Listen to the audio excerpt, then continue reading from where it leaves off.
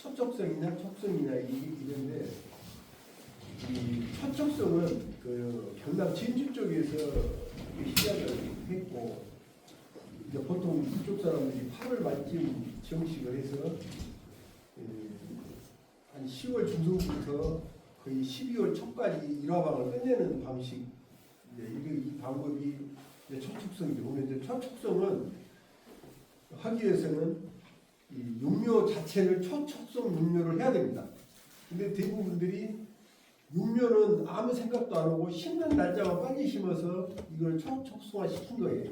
그러다 보니까 초촉성 농사를 짓는 농가들이 육묘를 초촉성화하지 않고 그냥 일찍 심다 보니까 성과를 별로 못 내는 거죠. 그래서 진주 쪽에서도 거의 초촉성 재배가 없어지고 있습니다.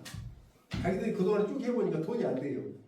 그래서 이제 이게 촉성적으로 많이 바꿔지고 저도 이제 그 산청 이쪽으로 가서 많은 사람들을 만나고 내가 아는 사람들한테는 그 초촉성 하지 말라고 굉장히 많은 이야기를 하고 내가 아는 사람들은 거의 안 해요. 지금 이제 촉성 쪽으로 9월 15일에서 20일 정식원 쪽으로 거의 다 왔어요.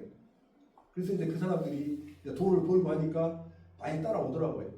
그래서 이제 그쪽도 그러니까 이제 우리나라 전국적으로 정식일이 거의 비슷해지고 또 그렇게 되다 보니까 수확 시기도 전국이 어디서 한 군데서 나오기 시작하면 전국에 딸기가 전부 같이 나와요.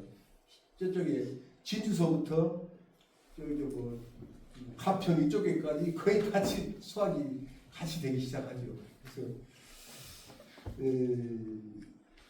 제가 이제 처음부터도 그런 이야기를 많이 들었습니다만은 이제 촉성 재배의 형태가 날이 우리나라 환경이 이제 더위가 늦게까지 가고 이러다 보니까 사량이 나왔을 때에 사량이 그 적기가 9월 한 12, 3일경이었어요. 맨 처음에 사량이 나올 때 아마 사량을 시장에 제일 먼저 판 사람이 절 겁니다. 논산에서 판 게 아니에요.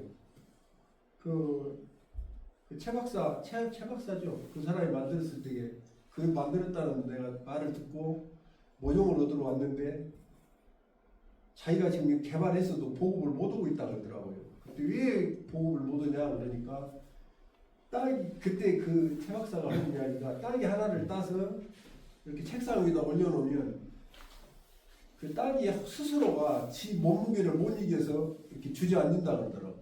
꼭 그 양반 표현이 그렇게 해요. 그래서 이렇게 무른 딸기이기 때문에 내가 모종을 줄 수 없다라고 한 것을 내가 그때 한동을 모종을 그때 한 200주를 얻어다가 하기 시작했어요. 그래가지고 그때 딱 해보고 그 다음에 우리 작업반을 전부 사량으로 다 바꿔버렸죠. 우리 그때 우리 작업반이 한 20동 정도 되는 것을 그 다음에 전체를 바꿔버린 거예요. 그래서 그때 당시 농법을 딸기를 단단하게 만드는 농법을 내가 우리 전남대학교에 정순기 교수라는 분이 계셨는데 그분이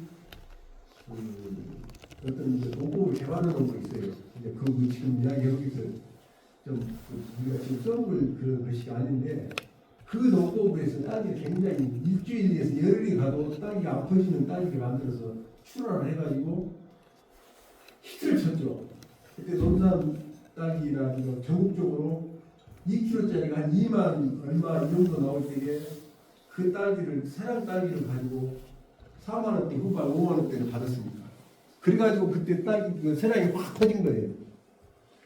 근데 지금은 딸기 정식 시기가 제가 보기에는 9월 20일경이에요.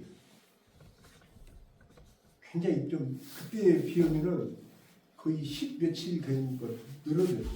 그래서 내가 우리 주위에 담양에서 우리 주위에 있는 사람들한테는 20일경에 심으라고 많이 권장을 해요. 근데 20일경에 심은 사람들이 돈을 많이 해요. 실질적으로.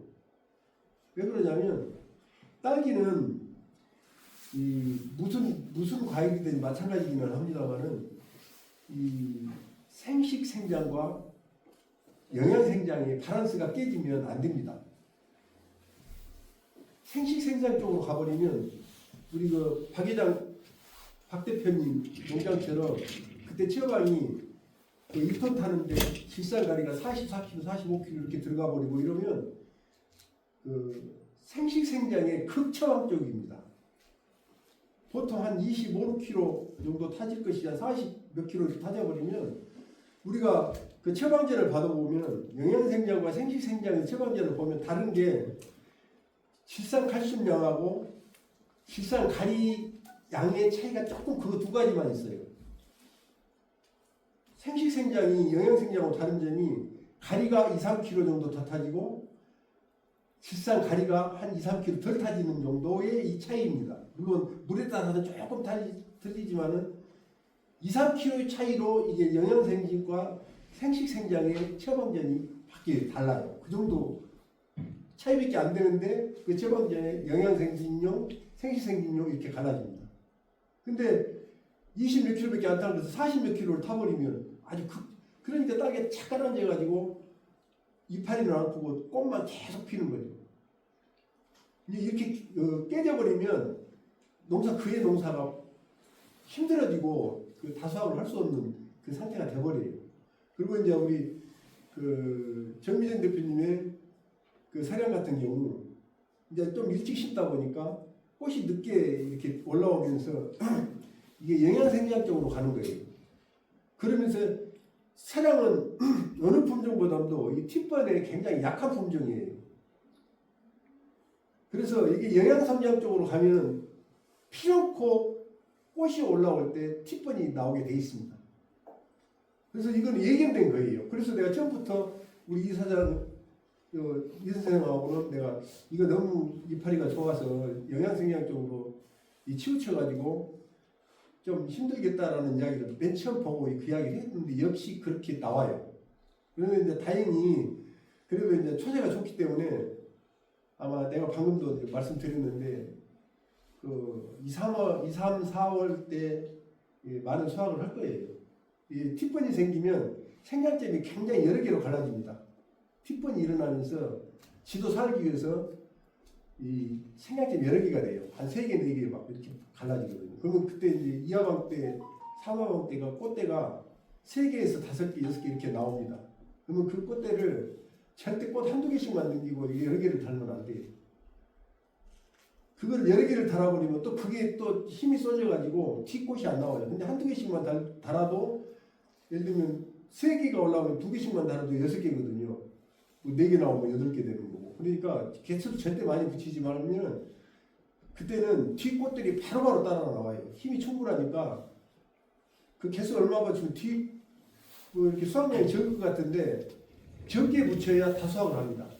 뒷꽃들이 빨리빨리 올라와요. 근데 꽃대를 많이 붙이면 뒷꽃이 못 올라오기 때문에 다수확을 할 수 없어요.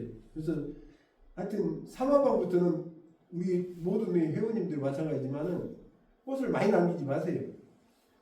조금 남겨놓으면 뒷꽃이 바로 따라와서 좋은 딸기를 많이 땁니다. 그래서 꽃 개수에 욕심을 내지 마시라는 거고, 그 팁번 발생의 원인은 그 학자들이 말하기는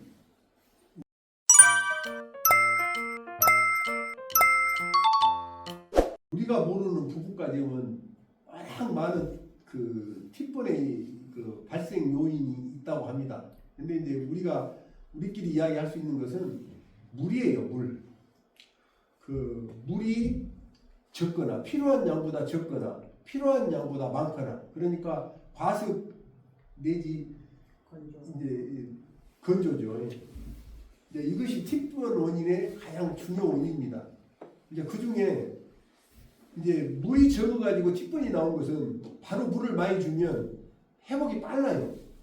물이 적었을 때는 빠르는데 과습의 원인으로 인해서 팁번이 나올 때는 이게 굉장히 회복 기간이 길어집니다. 뭐 한 달 이상 막 40일 걸리는. 왜 그러냐면 과습에 의해서 문제는 뿌리가 썩습니다. 뿌리가 썩기 때문에 이 썩은 뿌리는 수분을 올려도 양분을 못 올려요. 그래서 이 팁번이 심하게 옵니다. 어디다 심하게 오고 또 새뿌리가 나와야만이 이게 티분이 해결이 되는 거거든요.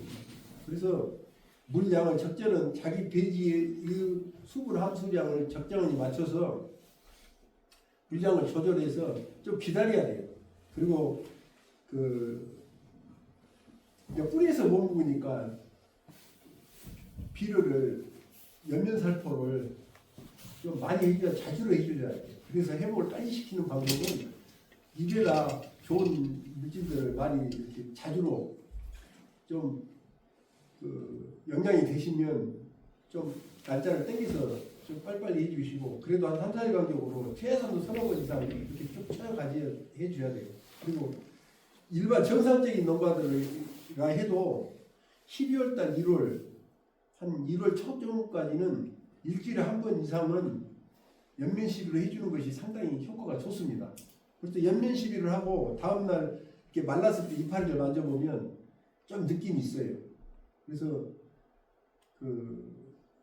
우리가 뭐 이렇게 수경재배에서 연면 시비는 사실 필요 없다라고 학자들은 이야기를 합니다. 근데 사실 필요가 없죠. 영양을 막 충분히 하고 또 그렇게 자주 주기 때문에 필요가 없는데 왜 줘야 되냐면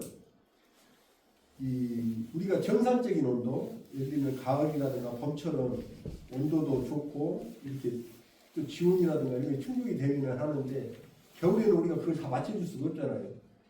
어떤 농가들은 밤에 양역의 지온이 아마 10도 이하로 다 떨어질 거예요. 8도 정도가 떨어진다. 근데 양분이 12도 이하로 떨어지면 양분 흡수가 안 됩니다. 전혀 안 됩니다. 12도 이상일 때 되는 거고 제대로 정상적으로 양분이 흡수가 되려면 17, 8도 이상 올라가야 돼요. 그래야 양분이 주는 우리가 기대한 것만큼의 양분 흡수가 되는 겁니다. 그래서 연면 시비를 하라는 것은 우리가 양역으로서 공급한 것을 다 못 먹기 때문에 그걸 보충용으로 연면 시비를 하는 거예요. 그래서 귀찮으시더라도 꼭 이렇게 12월하고 온도가 이렇게 좋은 기 때 1월달 또 한 2월 초중순 이때까지는 가능한 한 연면 시비를 자주 해주는 농가들이 아마 다수하고 할 겁니다. 얘들은 과일을 키우는데 이파리에서 만든 영양분이라든가 뿌리에서 흡수한 이런 걸 가지고 부족하면 자기 몸에 저장했던 양분을 가지고 딸기를 만들어요. 그러니까 결국 이 몸이 쇠약해져 버리는 겁니다. 그래서 아까 전에 이제 회장님 댁에도 가가지고 내가 말씀 드렸습니다만 온도를 최저 온도를 높인다든가 낮에 온도를 높여서 딸기를 겨울철에 빨리빨리 수확하는 것도 아마 소득에 도움이 될랑가는 모르겠습니다만은 장기적으로 5월 말까지 수확한다고 봤을 때에는 크게 도움이 안 돼요. 다음은 6도라도 떨어지는 것이 더 낫습니다. 왜 그러냐면 자기가 양분을 충분히 만들지 못한 상태에서 얘들을 딸기를 빨리빨리 따기 위해서 빨리 익히면 지 몸의 양분을 빨리빨리 없애기 때문에 몸이 약해져요. 그래서 봄 되면 얘들이 허약해져 가지고 이 3, 4, 5월달 이때 수확량이 많이 적어져요. 근데 겨울에 자기 몸을 충분히 관리할 수 있는 온도로 가게 되면 5월 말까지 6월달까지도 양을 많이 따는 거죠. 결국은 좀 가격이 떨어진다 하더라도 양을 많이 따는 사람이 돈을 버는 거지 뭐 비쌀 때 수확량 조금 따는 것은 크게 다수하고 하는 농가가 아니거든요. 그래서 그런 것들을